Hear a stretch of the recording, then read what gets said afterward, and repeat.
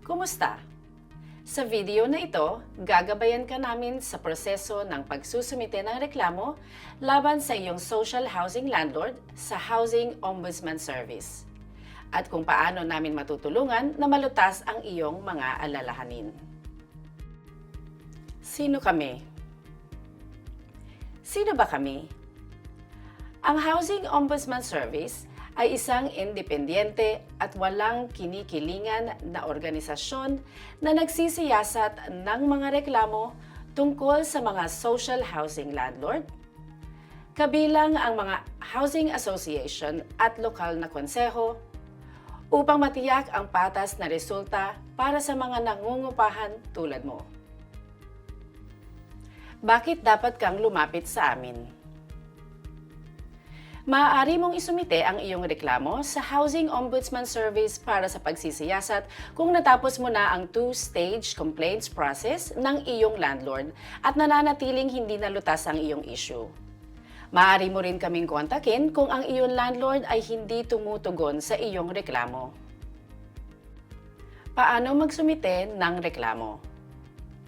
Kailangan mong malinaw na tukuyin ang issue sa pamamagitan ng pagpapaliwanag kung ano ang naging mali at kung ano ang sa tingin mo dapat gawin ng iyong landlord upang malutas ito.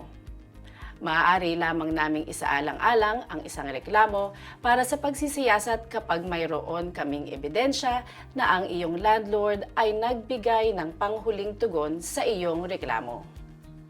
May ilang paraan upang magsumite ng reklamo sa Housing Ombudsman. Maaari mo kaming kontakin sa pamamagitan ng telepono, email, o sa pamamagitan ng pagkumpleto ng online complaints form sa aming website. Kapag nagsusumite ng iyong reklamo, siguraduhing isama ang iyong mga detalye, impormasyon tungkol sa iyong landlord, at ang mga partikular na detalye ng reklamo na dati mo nang isinampa sa kanila. Idokumento ang problema.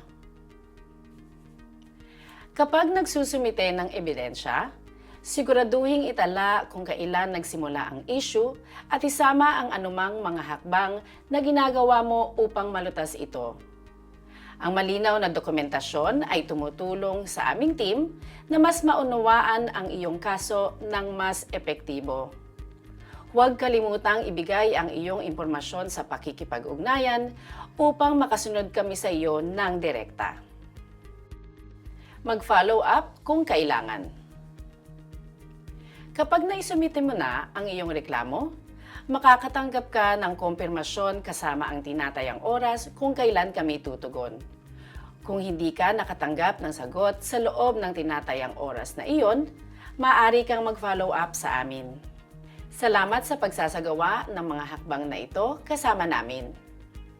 Tandaan, palagi kaming naririto upang suportahan ka sa anumang mga alalahanin sa pabahay na maaaring magkaroon ka. Kailangan mo pa ba ng tulong? Bisitahin kami sa Housing Ombudsman Service. Tumawag sa 0300 111 3000.